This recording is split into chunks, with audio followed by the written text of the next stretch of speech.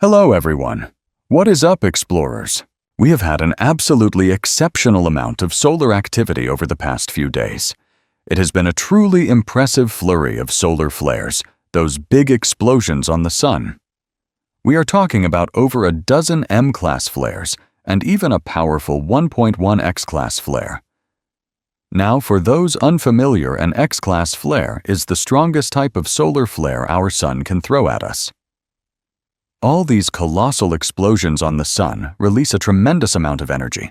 They send light radiation, light photons, the light that we actually see, but also other wavelengths like X-ray and extreme ultraviolet, not to mention infrared and radio microwave frequencies.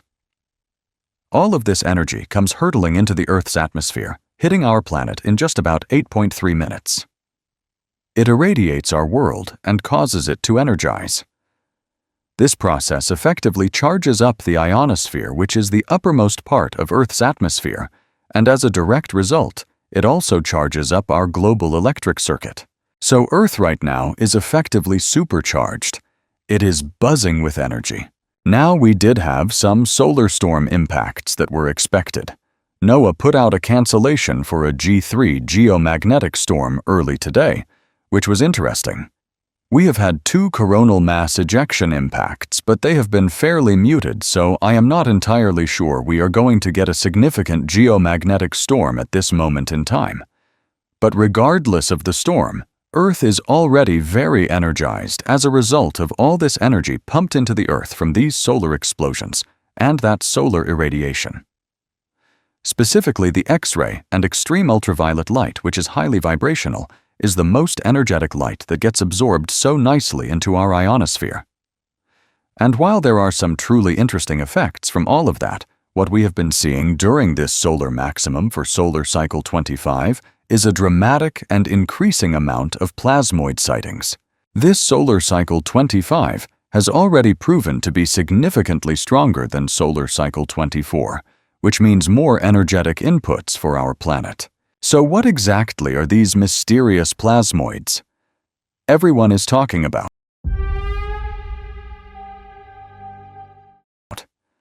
Well, plasmoids are these weird, often luminous balls and structures of plasma. And plasma, my friends, is none other than the 4th state of matter. It is a very highly vibrational state of matter. Think about it this way. You have solids, which are typically slow and very dense. Then you have liquids, which are a little bit more energized and have a little bit more movement and fluidity to them. Of course, we have gases where the molecules can finally break off from each other and ping around in all directions, but with plasma, the molecules actually start to break apart. They ionize. This means you have free electrons and charged carriers floating around, making plasma inherently electrical. What we find fascinating is that plasma can take on very coherent structures. It can self-differentiate, meaning it is not a homogeneous blob. It is very heterogeneous, forming distinct and often complex shapes. This is incredibly interesting because we really know very little about plasma compared to the other states of matter. It is very electromagnetic. And because the force of electromagnetism is so incredibly strong, it really is not as susceptible to the force of gravity as you might expect. It defies our everyday understanding. This is why historical accounts of ball lightning, which is essentially another name for a plasmoid, have always been so perplexing. These are not just terrestrial curiosities either. We have plasmoids on the sun itself. These things are absolutely everywhere across the solar system. Comets often have a bunch of plasma around them, and therefore they can have plasmoids. There are plasmoids in the solar wind, the stream of charged particles flowing from the sun. They are truly everywhere in the universe, and Earth is certainly no exception. Now let us get to the truly exciting part, the eyewitness accounts. We have some incredible recent plasmoid sightings to show you. Actually, a wonderful moderator to my channel, Bree Soul Healing. She is absolutely fantastic. Caught a plasmoid on video just a couple days ago on December 7th evening in Illinois. She saw this plasmoid up in the sky moving around and thought, okay, I have got to get a video of this. She decided to pick up her phone and record, and right as she did, it finally faded out. So we got a little bit of footage of this thing, but it was up there for longer than that. Bree said it had a greenish color and an amorphic shape. She clearly saw it with her own eyes moving around. This was not just a video effect or a camera anomaly. This was something she saw very, very clearly. It moved in a sort of pattern, and then simply faded out. The only explanation I could really think of for this not being a plasmoid was perhaps an airplane flying low, catching the light from the sun during evening, lighting up as a result, and then as it turned, that light reflection went away. That is a possibility. However, the interesting thing here is that this does not appear to be that far away, and I feel like you would still see the airplane. I see that all the time where I live, because I am close to an airport. You may get this increase in light from the reflectance of an airplane, but then, when that is over, you still see the plane. Here we just see it totally fade out. And that is a behavior we often see with plasmoids. They are these transient things that are there one moment and then gone the next. Can I say definitively whether or not this is a plasmoid? No. But considering all the intense solar activity we have been having, and the fact that Earth is supercharged, I think it is highly likely this is a novel plasmoid sighting. Bree is very intuitive, and she said she has been feeling all these interesting energies after that viewing. That adds another layer to this mystery. Let us check out some other sightings from this solar maximum. Here we have another incredible plasmoid sighting from earlier in this solar cycle footage from Andrew Musin, May 20th of 2023. This is truly incredible footage of a plasmoid. You are seeing it here, folks. We see very clearly this luminous orb rising up from the ground. It is not that large, though they can get very large, and then it quickly fades out. We also see it has almost like this dust trail near it. Some reports of plasmoids describe a strong sulfur smell, like rancid almost. They can be very short-lived or sometimes very long-lived. The fact that there is some sort of remnant gas emission around it after it fades out is fascinating and fits with historical descriptions of ball lightning. This is a very nice example of a small plasmoid seemingly rising up out of the ground. The Earth is very electrically alive, a suitable place for these things to exist. Then we have probably the best footage of a plasmoid to date, taken by Ed and Melinda Party on July 2nd of 2025. This was during solar maximum up in Alberta, Canada. They were on their porch when they saw this massive ball of lightning moving across a field in the distance. This was a truly huge plasmoid. And then you see it disappear. If you watch really closely at the very end, you will actually see 3 individual balls appear after the main one vanishes, and then they all go together. So it goes from 1 orb to 3 to none. This is exceptional footage. They had just experienced a lightning storm roll overhead, so the atmosphere was very, very electrified as a result. That is the sort of environment where these plasmoids are able to more easily exist. You need a more energized planet to begin with, which is solar maximum in general. Then, if you have a lot of nearby geo and atmospheric activity, that also is conducive for these very rare sightings. And finally, during a geomagnetic storm, you can see plasmoids. We have some footage of that, even more recent.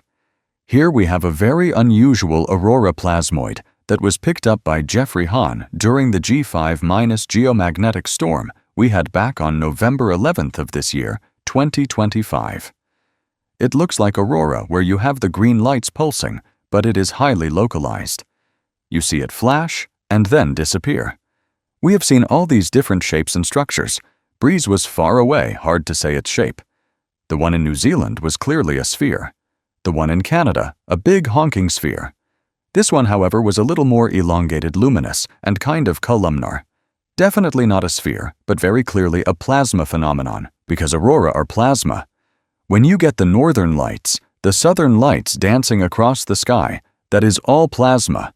Again, plasma is charge carriers ions that are free-floating, moving with the electromagnetic field, generating electric currents, and more. These are all very clear examples of plasmoids. Though in Bree's case, I cannot definitively say, but I think that is a plasmoid just based off my observations and experience. These sightings are becoming more and more regular. The reason lightning and superbolts are so similar to plasmoids is because, well, lightning is plasma. And as we just discussed, another word for a plasmoid is ball lightning. That is literally what it is. When you have this massive surge of electrical current going in between a thundercloud and the ground that is ionizing the gas, in between creating a whole bunch of free electrons, and then, boom, that is your lightning bolt. It releases a whole bunch of visible light. Plasmoids on the sun, plasmoids in comets, plasmoids in the solar wind. They are everywhere. Earth is no exception.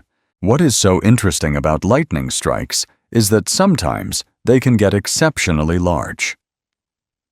Here we see a superbolt from April 29th of 2020. This was during the solar minimum, by the way.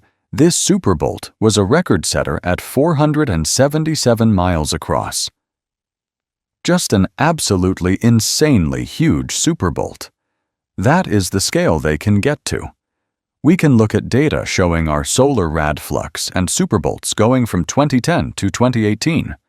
We see that during solar minimum, we had almost no superbolts that we observed, or at least no evidence for them.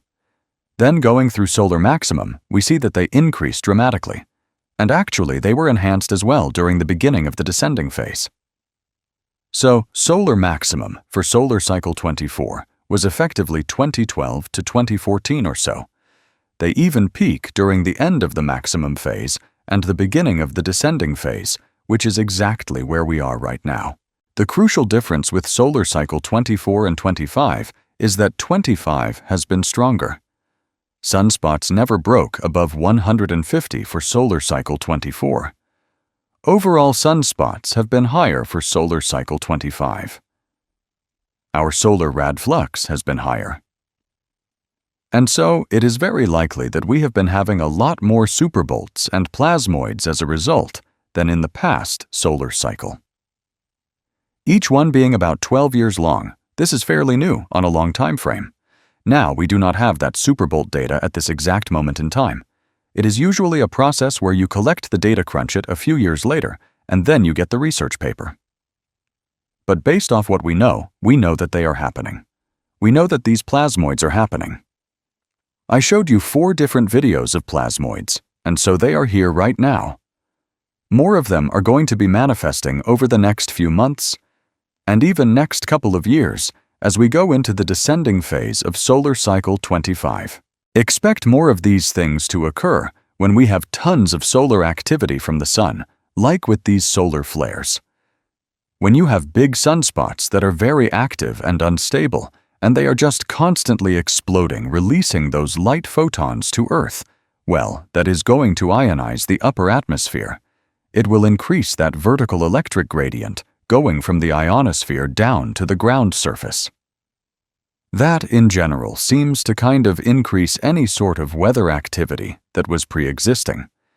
So if you had like a rain cloud, maybe it becomes a full-blown thunderstorm. It just seems to intensify any pre-existing weather systems. So we have this exciting possibility going forward that we are going to be seeing more and more of these plasmoids. And based off of just kind of my observations, it seems that Earth is becoming more and more of a storm world because of how she is warming up and all these other energetic inputs that are going into her. This is a result of our own activities and also the space weather and solar environment and even the interstellar environment and more. As we shift more into a stormy environment over the next decades and centuries at least, that is what I think the most likely trajectory is. These sort of rare plasma phenomena are going to become more and more common. So, be on the lookout. Thanks so much for watching, everyone. Again, I have been your host, Burns. Smash that thumbs up button to help the channel grow. It really helps out. And subscribe.